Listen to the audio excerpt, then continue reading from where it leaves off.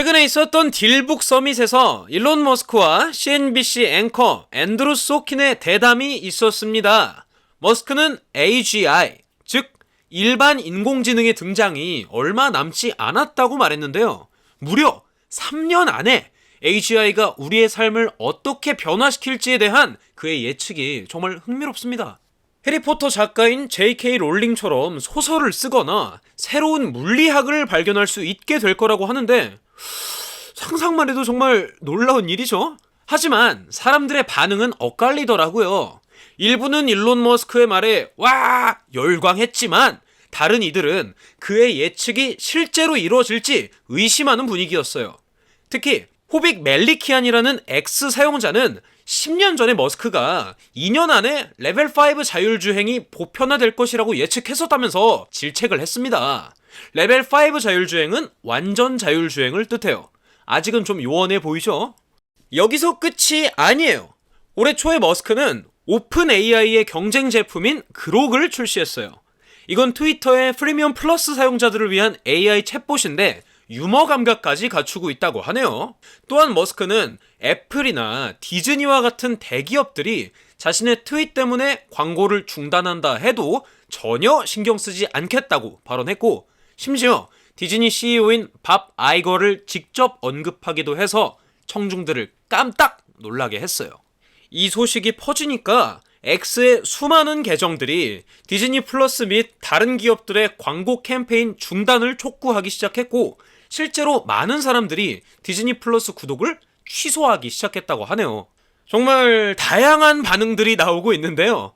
제 개인적인 생각으로는 일론 머스크의 AGI와 관련된 예측은 분명 흥미롭고 상상력을 자극하기도 하지만 과거의 예측과 현실 간의 괴리를 볼 때 그의 최신 발언에 대해서도 신중하고 비판적인 시각을 유지하는 것이 중요하다고 생각합니다.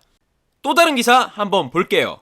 월스트리트 저널의 최신 보도에 따르면 SEC가 바이낸스 US의 자산을 통제하기 위한 백도어를 가지고 있다는 증거를 찾고 있다고 하는데 이게 사실이라면 정말 큰 문제가 될 텐데 말이죠. 이와 관련해서 지난 6월 SEC는 바이낸스와 바이낸스 US를 불법 증권거래소 운영 혐의로 기소했고, SEC는 바이낸스가 FTX처럼 사기를 저질렀을 수도 있다고 의심하고 증거가 나오길 바라고 있는 상황인 것 같아요. 근데 바이낸스와 창펑자오는 지난주에 미국 법무부의 형사기소에 대해 유죄를 인정했는데 법무부는 바이낸스가 고객의 암호화폐 자산을 잘못 사용했다 이런 언급을 하진 않았습니다. 또 시애틀 지방법원의 리처드 존스 판사가 창펑자오는 당분간 미국에 머물러야 한다 결정을 했어요. 미 검찰은 아랍에미리트와 미국 사이에 범죄인 인도 조약이 없어서 창펑자오가 도주할 수 있다며 항소한 바가 있거든요. 창펑자오는 현재 1억 7,500만 달러의 보석금을 내고 미국 시애틀에서 지내고 있고 그의 선고 공판은 내년 2월로 예정되어 있습니다. 여러분, 이번 소식이 암호화폐 시장에 어떤 영향을 미칠지 조금은 지켜봐야 할 것 같아요. 계속해서 관련 소식 발빠르게 들고 오겠습니다. 스테이블 코인 발행 업체인 서클이 일본의 금융회사 SBI 홀딩스와 손잡고 일본에서 USDC와 웹3 서비스를 확대하려고 나섰다고 해요. 서클과 SBI 홀딩스가 최근 양해각서를 체결했는데 이건 USDC를 일본 시장에 더 키우려는 전략의 일환으로 보입니다. 이들의 목표는 USDC 유통을 늘리고 이를 통해서 일본의 금융시장에 새로운 변화를 가져오는 거예요. 일본 정부도 최근에 결제 서비스법을 개정해서 스테이블 코인에 대한 규제를 마련했는데 서클은 이 법적 변화가 일본에서 스테이블 코인 사용을 늘리고 웹3 경제로의 전환을 도울 거라고 기대하고 있습니다. SBI 홀딩스는 일본에서 USDC를 유통하기 위해서 전자결제수단 서비스 등록을 위해 당국의 승인을 기다리고 있고 SBI 신세이은행은 서클과 협력해서 USDC의 접근성과 유동성을 높일 계획이에요.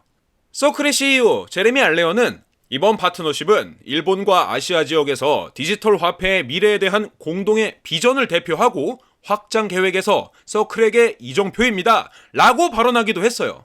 정말 기대되는 소식이 아닐 수가 없는데요. 암호화폐 시장에서 이런 변화들이 어떤 결과를 가져오게 될지 조금 지켜보는 것도 재밌을 것 같아요. 여러분들은 이 소식에 대해 어떻게 생각하세요?